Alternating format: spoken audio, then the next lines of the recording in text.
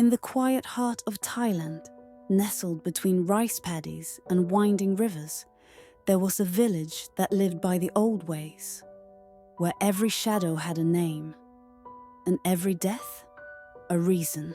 They say her name was Lin. She was just 19, bright-eyed, always humming softly as she walked along the canal with a basket in hand.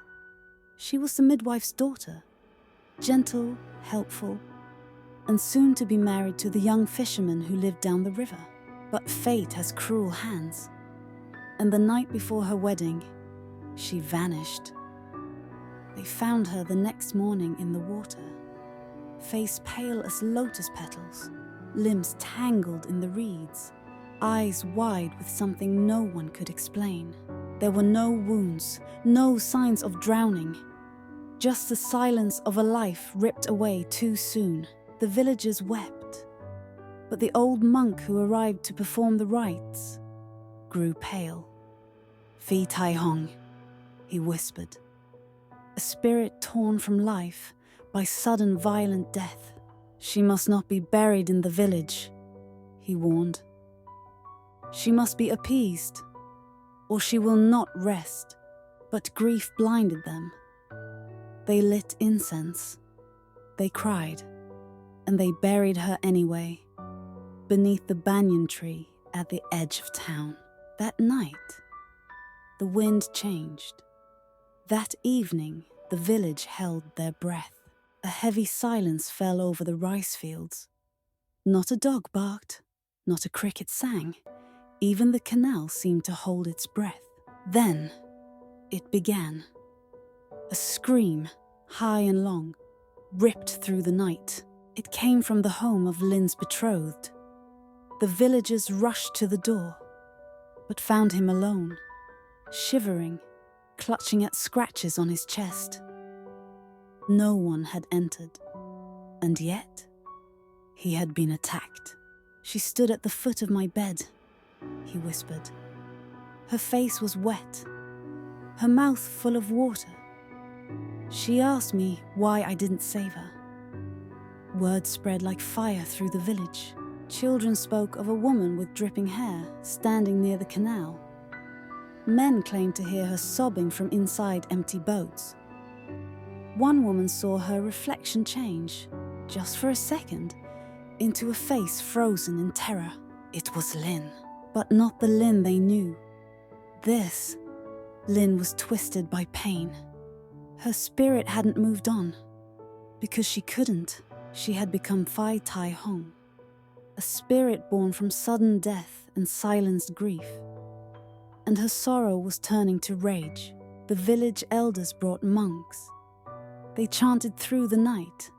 Sacred strings were tied, holy water sprinkled. But still, the haunting continued. One by one, those closest to Lin began to fall ill. Some wandered off and were found hours later, soaked and shaking near the water's edge. Others whispered to themselves, claiming to hear Lin calling their name from under the floorboards. It was the midwife, Lin's own mother, who broke first. She confessed what no one had dared say aloud, that Lin had been pregnant, and that the father was not the young fisherman. It was the village chief's son. He had promised to marry her, but when she refused to abort the child, he cast her aside. And on the night of her disappearance, she had gone to confront him. He never opened the door.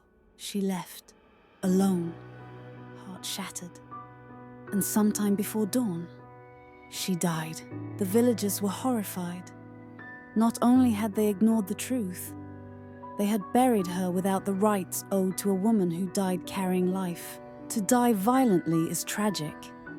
To die while pregnant, in Thai belief, creates the most powerful spirit of all. A Phi Tai Hong is dangerous. A Phi Tai Hong carrying a child is nearly unstoppable. They unearthed her grave beneath the banyan tree. The monks came once more, not to banish, but to heal. They prepared a clay pot, inscribed it with sacred symbols, and filled it with herbs, ash, and one final gift. A letter from her mother, begging forgiveness. The pot was sealed with strings soaked in oil and buried at the edge of the canal. There, they whispered her name one final time. Lin, we are sorry. The wind stilled. The water grew calm, and for the first time in weeks, the village slept in peace. But some say, when the moon is low and the canal fog thickens, a shadow still stands beneath the banyan tree. Her eyes are not angry now, just watching. If you ever pass a Thai village and hear whispers near the water, look away and offer a prayer, because Phi Tai Hong may not always seek vengeance, but she will never forget. To our Spirit Echo family, thank you to our new subscribers and to every soul who listens with curiosity and compassion. Your support brings these echoes to life.